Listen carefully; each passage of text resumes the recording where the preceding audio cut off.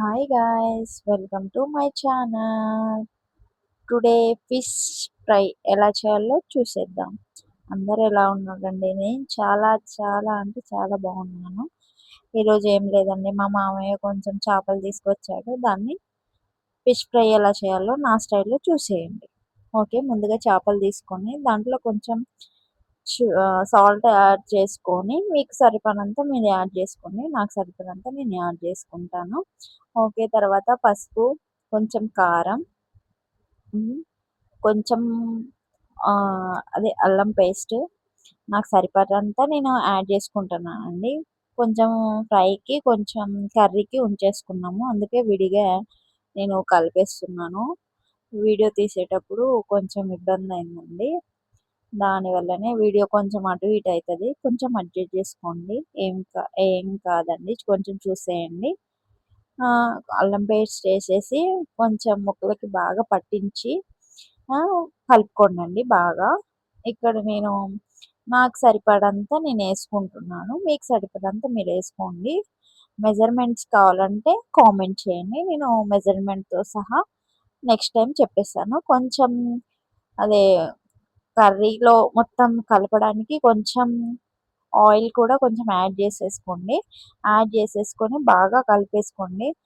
గంటతో కలిపితే అంతగా కలవదని తర్వాత చేయితోనే మొత్తం కలిపేసాను. కలిపేటప్పుడు జాగ్రత్త అండి, ముళ్ళులు గుచ్చుకుంటాయి. ఆ ముళ్ళులు గుచ్చుకుంటే చాలా పెయిన్ వస్తుంది. జాగ్రత్తగా కలిపేసుకోండి. ముక్కలకు బాగా పట్టాలి. బాగా పట్టించిన తర్వాతనే కొద్దిసేపు ఒక హాఫ్ అన్ అవర్ అక్కడ పక్కన పెట్టేసుకొని కలిపి పెట్టేసుకోండి సైడ్కి. పెట్టేసుకున్న తర్వాత మనం ఫ్రై ఎలా చేయాలో నేను చెప్తానండి. హాఫ్ అన్ అవర్ పెట్టేసిన తర్వాత బాగా అంటే బాగా కలుపుకోండి. నాకు కొంచెం పసుపు ఎక్కువైనట్టు అనిపించింది. ఇక నెక్స్ట్ ఆయిల్ పాన్ పెట్టి కడాయి వేడి చేసి ఆయిల్ వేసేసుకొని దాంట్లో ఫ్రై ముక్కలు వేసేసుకోవాలి. ఫ్రై ముక్కలు వేసేసుకోవాలి. హై ఫ్లేమ్లో చేసుకోవచ్చు.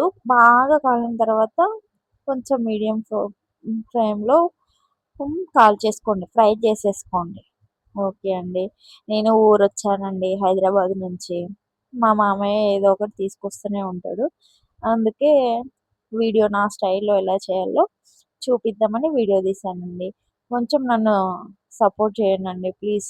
వీడియో వెండి దాకా చూడండి, ఫాలో చేయండి, సపోర్ట్ చేయండి, షేర్, లైక్, సబ్స్క్రైబ్. ఇంకా ఇంకేమేమి వీడియోలు కావాలో కామెంట్ చేయండి. ఓకేనా? అగోండండి కర్రీకి కొంచెం పక్కకు పెట్టేసాను. ఇగో ఇలా కాలాలండి, చాలా ఫ్రై అవ్వాలి. ఇగో ఇలా ఇలా బాగా ఫ్రై అయ్యేంత వరకు చూడాలి. ముక్కలైతే జాగ్రత్తగా మనం టర్న్ చేసుకోవాలి. అలా జాగ్రత్తగా చేసుకుంటేనే బాగొస్తాయి. బాగా మంచిగా అనిపిస్తుంది. సరిపడంత సాల్ట్ వేసుకొని మనం చేసేసుకోవాలి. ఇలా బాగా ఫ్రై చేసేసుకొని ఒక బౌల్లోకి తీసేసుకుంటే చాలు, అంతే. మంచిగా బాగుంటాయి. టేస్ట్ అయితే చాలా బాగుంటుందండి. నేను టేస్ట్ చేశాను కానీ దాన్ని వీడియో తీయలేకపోయానండి, sorry. Thank you for watching this video. Thank you so much.